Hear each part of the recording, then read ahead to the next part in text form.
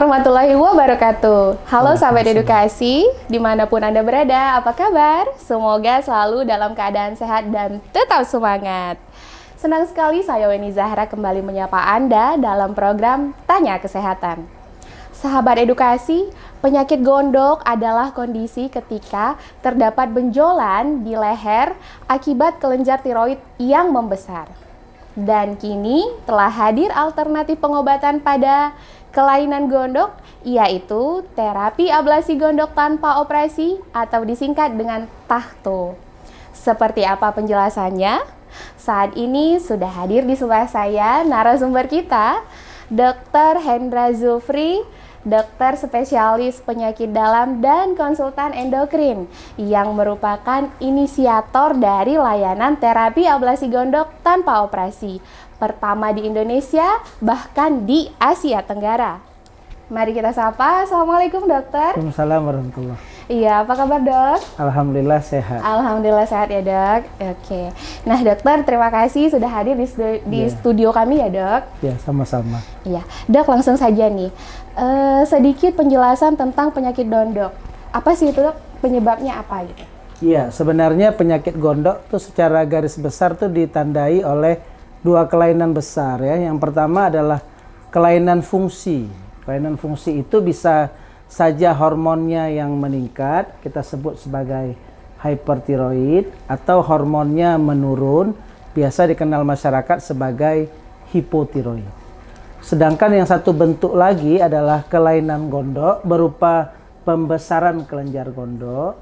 Ada yang satu saja yang membesar atau semua yang membesar, itu biasa disebut dengan gondok ya, atau bahasa medisnya bilangnya goiter, atau bahasa umumnya bilang dengan struma ya.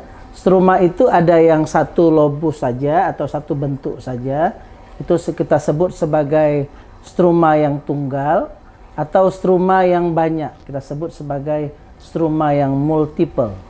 Pada dasarnya memang kelainan struma ini itu mayoritas adalah kelainan yang jinak. 90% dia merupakan gondok yang jinak, tetapi 10% ada juga yang bisa menjadi ganas ya. Tetapi kalaupun dia bersifat ganas, kita sebut tumor ganas yang baik atau bersahabat. Itu dia. Itu ya dok ya. Nah kemudian penyebabnya apa dok? Penyebabnya multifaktorial ya. Ada yang genetik, kemudian pengaruh lingkungan, defisiensi vitamin-vitamin tertentu seperti vitamin selenium dan lain-lain. Ada juga bahkan sekarang orang mulai kaitkan dengan pengaruh penggunaan zat-zat kimia. Dan yang terbaru, ada juga orang yang mau meneliti apakah memang ada pengaruh penggunaan radiasi handphone yang berlebih terhadap timbulnya kelainan gondok. Baik kelainan fungsi maupun kelainan gondok bentuk, baik yang jinak maupun yang ganas. Oke, itu tadi penyebabnya ya dok ya. Oke, berarti ada yang jinak dan juga ada yang ganas. Iya, 90% dia jinak. 90% jinak. 10%-nya lagi ganas. Oke. Nah, selanjutnya nih dok. Dokter, mengenai terapi ablasi gondok tanpa operasi atau yang disingkat dengan tahto. Namanya unik ya dok? Iya, dan mudah diingat. Betul. Sebenarnya penamaan tahto itu sendiri itu diberikan oleh direksi, khususnya adalah Ibu Wadir SDM, Ibu Dr. Arifatul ya. Dr. Arifat. Oke, penamaan itu menarik ya, mudah diingat, mudah disebut. Kita sebut sebagai tahto ya, terapi ablasi gondok tanpa operasi.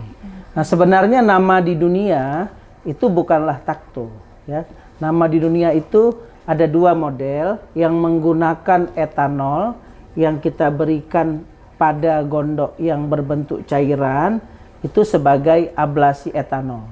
Sedangkan yang dilakukan pada gondok yang berbentuk padat itu namanya radiofrekuensi ablasi.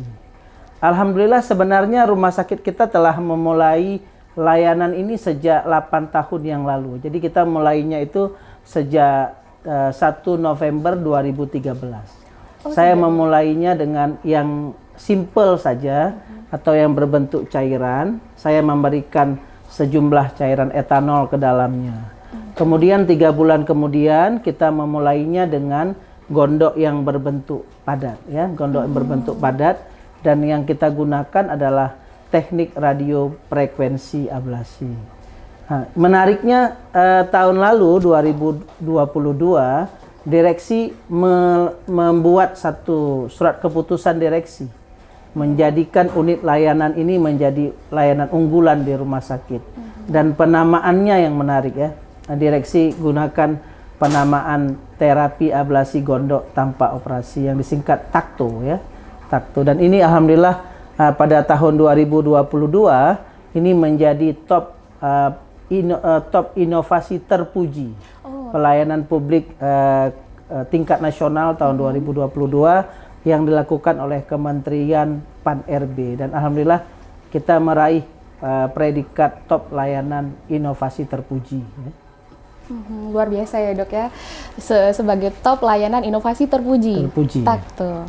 Oke. Nah, berarti tadi ada yang dengan cairan etanol, kemudian ada yang dengan untuk yang padat dengan radiofrekuensi ablasi, radiofrekuensi ablasi, betul. Oke, berarti berbeda tindakannya. Berbeda tindakan. Tergantung jenis gondoknya berarti, betul, Dok, ya? Betul. Tergantung jenis gondoknya.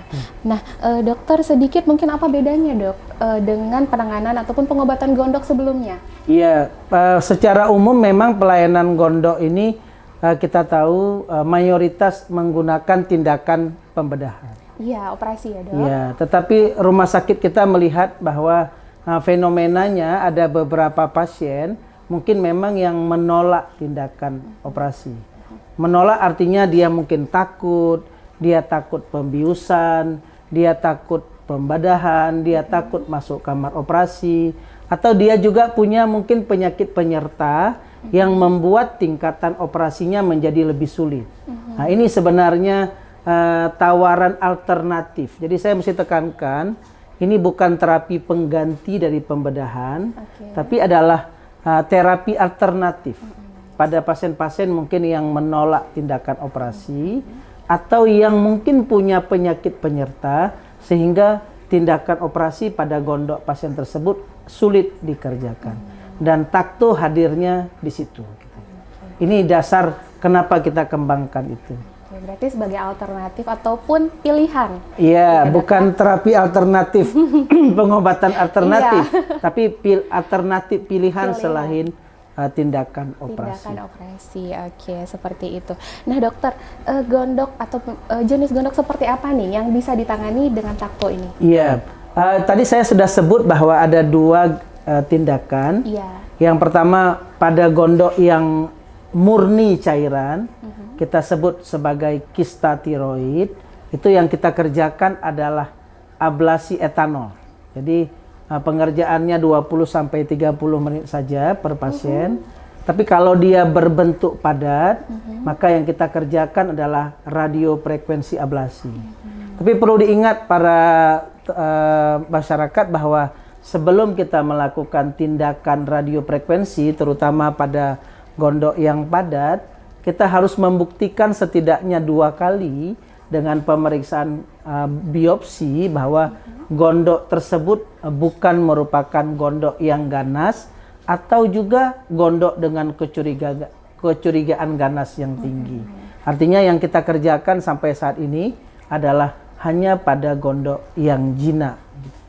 Penanganan untuk gondok yang jinak. Betul. Berarti sebelumnya harus diperiksa dulu ya, Ya, Dok? setidaknya 2 kali kita lakukan biopsi. Biopsi untuk memastikan bahwasanya ini jinak. Bukan gondok yang ganas. Bukan gondok yang ganas. Betul. Oke. Nah, selanjutnya nih, Dok. Apakah dalam 1 kali tindakan langsung kelihatan, Dok? Iya, kalau ablasi etanol iya. Jadi setelah dikerjakan, setelah tindakan dia langsung kempes. Sedangkan yang berbentuk padat, sebenarnya prinsip terapi ini bukan seperti pembedahan yang setelah dibedah langsung hilang. Setelah dilakukan radiofrekuensi ablasi pada gondok yang padat, itu sebenarnya gondok tersebut akan diberi sejumlah energi panas sehingga akan membakar secara pelan-pelan pada seluruh gondok tersebut. Yang kita harapkan adalah pengecilan secara bertahap. paling baik pengecilan itu didapat setelah 12 bulan.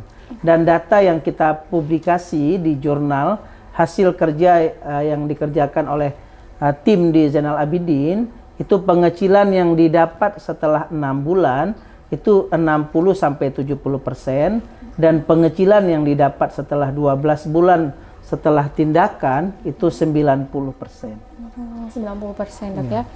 Berarti kalau untuk yang cair bisa langsung kelihatan. Bisa langsung ngempes kelihatan, ya dok, langsung penjualannya kelihatan, ya. betul. Oke, kalau untuk yang padat mungkin sampai 1 tahun ya dok ya. Betul, dia baru 60% akan mengecil setelah 6 bulan. Setelah 6 bulan, oke.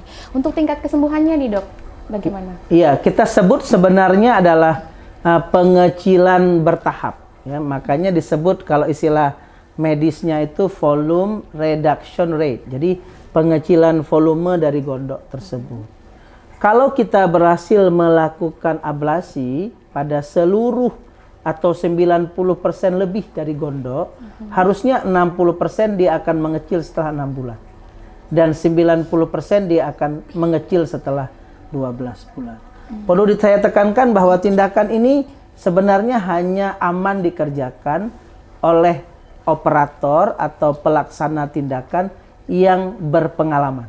Nah, ini perlu digariskan karena memang tindakan ini bukan tidak ada efek samping, tapi kalau dia dikerjakan oleh center rumah sakit yang berpengalaman atau dokter yang mengerjakan berpengalaman, insya Allah hasilnya baik dengan efek samping juga yang kecil.